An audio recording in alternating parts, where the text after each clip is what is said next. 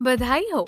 और इस वीडियो में आपका स्वागत है, जहां आप अपनी उषा स्ट्रेट स्टिच सिलाई मशीन के बारे में जानने योग्य सब कुछ सीख सकेंगे। यह हमारी श्रृंखला की सबसे सरल मशीन है और इसमें मास्टर बनना बहुत आसान है। बस वीडियो को ध्यान से फॉलो करें। हाँ, यह शुरू होने में थोड़ा सा मुश्किल लग सकता है, लेकिन मेरा विश्वास करें कि आप जल्द ही इन पर माहिर हो जाएंगे। चलिए शुरू करें। आइए मैं आपको सिखाती हूँ कि बॉबिन को कैसे भरें। जैसे मैं कर रही हूँ वैसा करें। हम बॉबिन केस से शुरू करेंगे। स्लाइड प्लेट को खोलें और बॉबिन केस निकाल दें।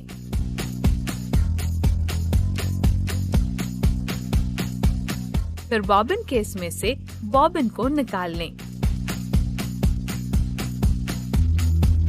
स्पूल में से धागा खींचें और धागे को बॉबिन वाइंडर टेंशन ब्रैकेट के ऊपर गाइड करें, इस तरह से।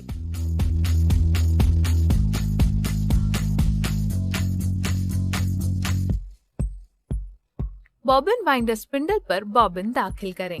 उसके बाद बॉबिन को पकड़ने के लिए बॉबिन वाइंडर लैच को दबाएं। अपने बाएं हाथ से बैलेंस व्हील को पकड़ते हुए स्टॉप मोशन को ढीला करें, जिस तरह से मैं कर रही हूँ। यह मशीन को फ्लाई व्हील से डिस्कनेक्ट कर देगा और मशीन शुरू करें।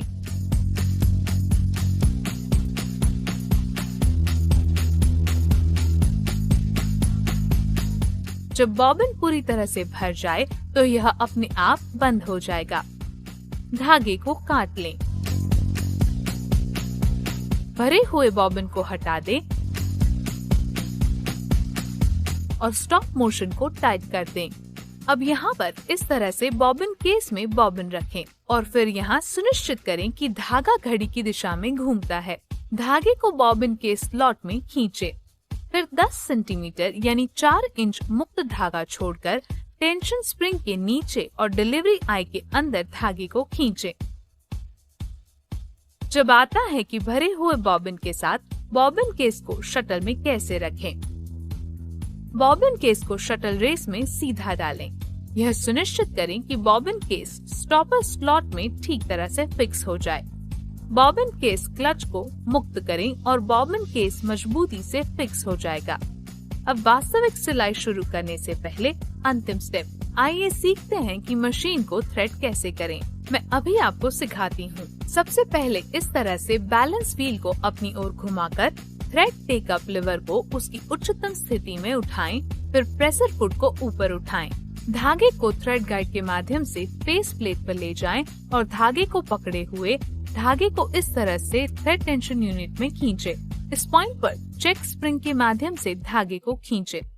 फिर धागे को थ्रेड टेक अप लिवर के माध्यम से पीछे से आगे की ओर ऊपर की ओर ले जाएं, जैसा कि आप मुझे देख सकते हैं। और फिर इस तरह से धागे को फेस प्लेट थ्रेड गाइड के माध्यम से पास करें। उसके बाद धागे को नीचे खींचें और उसे नीडल बार थ्रेड गाइड में खिसकाएं। अब अंतिम चरण के लिए धागे को बाएं से दाएं सुई की आंख में दाखिल करें। धागे को अपने हाथ में पकड़ें, फ्लाई व्हील को घुमाकर सुई को सुई के छेद में नीचे करें। जब तक सुई फिर से ऊपर नहीं आ जाती, तब तक चक्का यानी फ्लाई व्हील चलाते रहें। बॉबिन धागे को ऊपर खींचने के लिए सुई का धागा खींचें।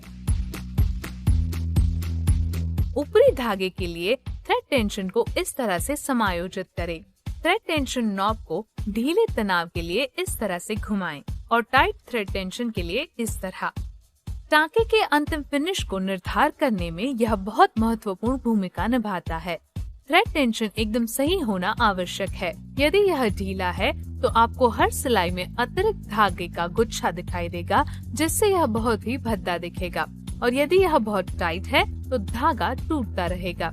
स्टिच रेगुलेटर नॉब से आपको यह तय करने में मदद मिलेगी कि आप टांके को कितना लंबा या छोटा रखना चाहते हैं। नॉब को पूरी तरह से नीचे करके आप रिवर्स स्टिच यानी उल्टी सिलाई भी कर सकते हैं। आइए अब सुई बदलना सीखते हैं। सुई को बदलने के लिए नीडल क्लैंप स्क्रू को ढीला करें और सुई को नीचे खींचें। होम सिलाई मशीनों के लिए सुई का सिर एक तरफ से फ्लैट होता है और दूसरी तरफ से गोल होता है। मशीन में मिक्स करते समय सुनिश्चित करें कि फ्लैट साइड नीडल बार के सामने हो। अब हम शटल को साफ करना सीखेंगे। स्लाइड प्लेट उठाएं और शटल रेस में से बॉबिन केस निकाल लें। शटल को बाहर निकालने के लिए शटल रेस क्लैंप को घुमाएं। एक मुलायम कपड़े से शटल रेस को साफ करें और शटल बदल लें।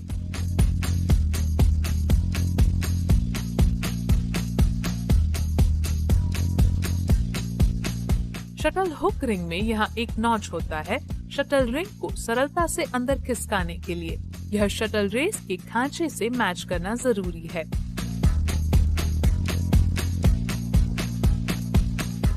शटल रेस को बंद करने के लिए क्लैंप घुमाएं। बॉबिन केस को बदलें और स्लाइड प्लेट को बंद करें। अंतिम लेकिन महत्वपूर्ण बात, आपको सरल कामकाज के लिए समय समय पर अपनी मशीन को ऑयल लगाना होगा। एक्सेसरीज बॉक्स में एक ऑयल की बोतल दी गई है जो आपकी सिलाई मशीन के साथ आती है। जैसा कि दर्शाया गया है, हमें इन आवंटित छेदों को ऑयलिंग करना होगा। यदि यह अपनी मशीन का उपयोग सप्ताह में एक ही बार करते हैं तो उसे महीने में एक बार लुब्रिकेट करें, और यदि आप अपनी मशीन को महीने में एक ही बार उपयोग करते हैं तो हर 3 महीने में लुब्रिकेट करें। ये मशीनें ऐसे एक वारंटी में उपलब्ध है जो एक मजबूत आधार और एक कवर के साथ उपलब्ध है, और यह हाथ और पैर से संचालित होता है। यह आप में से उन लोगों के लिए है जो हाथ और पैर से संचालित होने वाली उषा उमंग कंपोजिट सिलाई मशीन पसंद करते हैं। हमें उम्मीद है कि आपको इस लेसन में मजा आया होगा।